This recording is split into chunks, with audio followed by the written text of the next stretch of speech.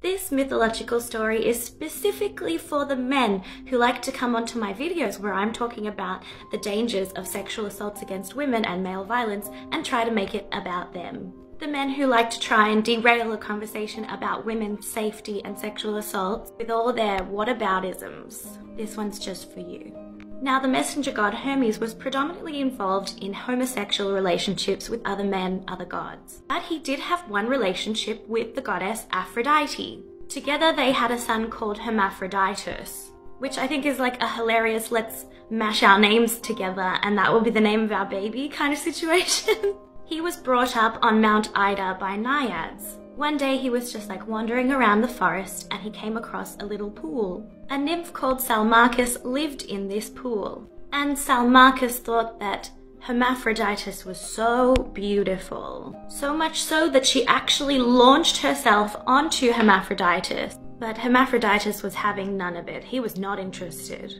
As she grabbed him, she prayed to the gods to ask that they may never be parted. For some reason, the gods granted this wish. The gods smushed their bodies together into one human form with both female and male anatomy, i.e. a hermaphrodite.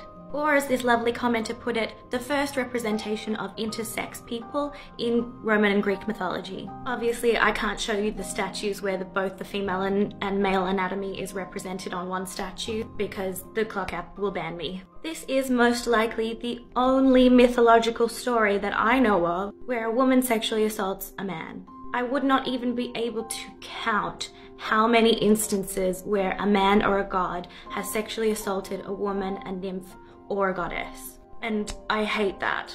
As I've said in my other videos, the alarming rate of sexual assaults against women even today means that most women have either experienced sexual harassment or even sexual assault. I've experienced sexual assault. The data on this is frightening. So it's really frustrating when myself or other women are having this discourse and a man feels like he needs to come into the comment and say, but what about men? Men get assaulted too. I never said that men don't get assaulted. And I've given you your whataboutism example from mythology. But just look at any statistics literally ever and ask a woman about all the things that she has to do to kind of try and keep herself safe from bad men.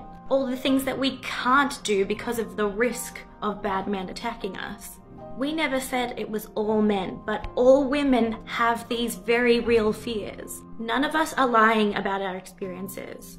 Have some compassion and look at the data. If you're not going to listen to women, look at some numbers, please.